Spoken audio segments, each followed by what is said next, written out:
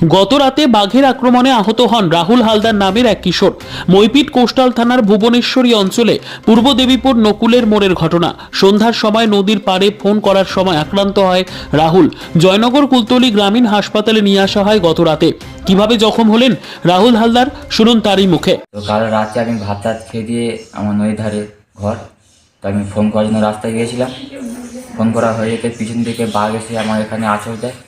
ছয়টা ছিল বলে একটু বেঁচে গেছে। তারপর আমি ভয়ে চিৎকার করতে থাকি।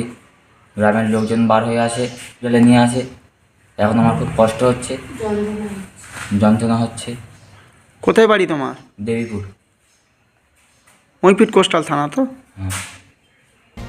আজ দুপুরে হাসপাতালে দেখতে আসেন কুলতলি ব্লক উন্নয়ন আধিকারিক সুচন্দন বৈদ্য, কুলতলি বিডিএমও সহ কুলতলি বিধায়কের প্রতিনিধি দল। কি প্রতিক্রিয়া দিলেন শুনুন কুলতলি ব্লক উন্নয়ন আধিকারিক সুচন্দন বৈদ্য।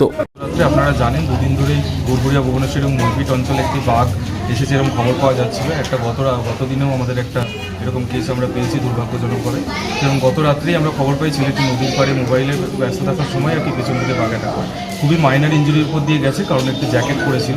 তো সামান্য পিঠের বাঁ দিকে ডান দিকে হচ্ছে ওর আঁচড়ের দাগ দেখলাম, 3টে আঁচড়ের দাগ, যেটা একদমই ওর প্রিলিমিনারি চিকিৎসার পর কালকে থেকে ওকে বিএমএইচের নেতৃত্বে রাখা হয়েছিল। এবং আমরা আজকে ব্লক প্রশাসন, বিডিএমও সাহেব এবং পঞ্চায়েত সমিতির সদস্য এবং সহসভাপতি এবং কর্মদক্ষ সাহেবদের নিয়ে আমরা এসেছি এখানে ভিজিটে। এবং আমরা দেখলাম যে ও সুস্থ প্রায় হয়ে উঠেছে, মানে ওকে প্রাথমিক চিকিৎসার পর ওকে ডাক্তারবাবু ছেড়ে দিচ্ছেন। এখন বাড়ি যাবে। আমরা ব্লক প্রশাসন ওকে বাড়ি যাওয়ার ব্যবস্থা করে দিয়েছি। আশা করি কিছুদিনের মধ্যে যেমন ডাক্তারবাবু বলেছেন সেটা। শীতের সময় বারবারই এই এলাকাগুলোতে মূলত বাঘের ইয়ে হয়, মানুষ তো আতঙ্কে থাকে।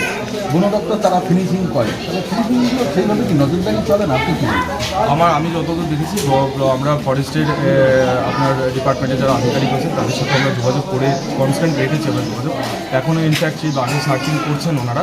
আশা করি ওনারা যেহেতু বিষয়টি আরও গুরুত্ব পেয়েছে এবং আরও খবর পাওয়া যাচ্ছে আমাদের প্রতিনিয়ত এরকম বাঘ আসছে, ওনাদের সেইভাবে বলা হয়েছে সমস্ত সচেতন, এবং ওনারা সচেতনতা প্রচার করছেন। বিভিন্ন পঞ্চায়েত থেকেও আমরা প্রচারের ব্যবস্থা করেছি এবং ফরেস্ট ডিপার্টমেন্ট থেকে আপনার ওরা এখন রীতিমতো সার্চিং করছেন। এবং আশা করি ভবিষ্যতে যারা ম্যাডাম বলেছেন ফেন্সিংয়ের ব্যাপারেও আরও